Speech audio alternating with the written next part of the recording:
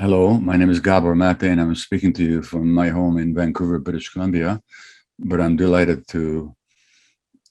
speak to you on the occasion of my books being published in Bulgaria. One of them already has been, and coming out very soon is my book, When the Body Says No, The Cost of Hidden Stress. Now, this book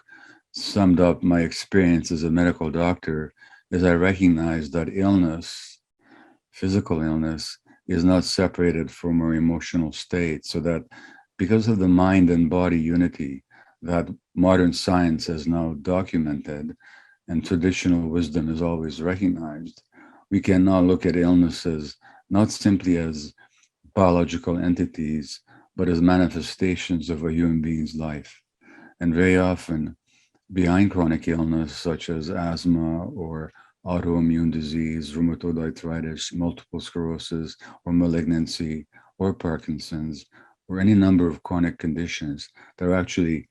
deep emotional factors, very often rooted in childhood trauma. And if we understand how the emotions affect our physiology, it means we are much more empowered to prevent illness or to deal with it when it arises. So that's my book, When the Body Says No. I'm also delighted to know and to tell you that my previous books, other books will be published in Bulgaria as well, including my book on addiction, In the Realm of Hungry Ghosts, which recognizes addiction not as a inherited disease or as a bad choice, but as a response to trauma, as an attempt to escape from pain, as an attempt to feel okay in oneself. So which means that addiction is another manifestation of human experience and not some mysterious disease. And what I'm very happy about is my new book, my first new book in about 13 years, The Myth of Normal, Trauma, Illness, and Healing in a Toxic Culture, will be published so far in 21 countries, including Bulgaria,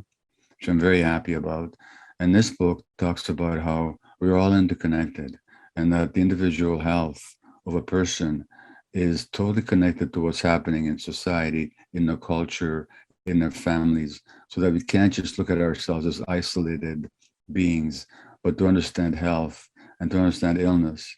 and to understand healing, we have to look at the whole picture, the large picture that includes all of society and culture and all our relationships. And I'm most happy to tell you that in May, on the 17th or the 18th of May, I'll actually be visiting Sofia to show a film that was made about my work by my friends Zaya and Maurizio Benazzo. And this is the film called The Wisdom of Trauma, which has been seen by over 7 million people in 220 different countries. And I'm just delighted to be there in Sofia in person to show the film and to speak with you about it afterwards.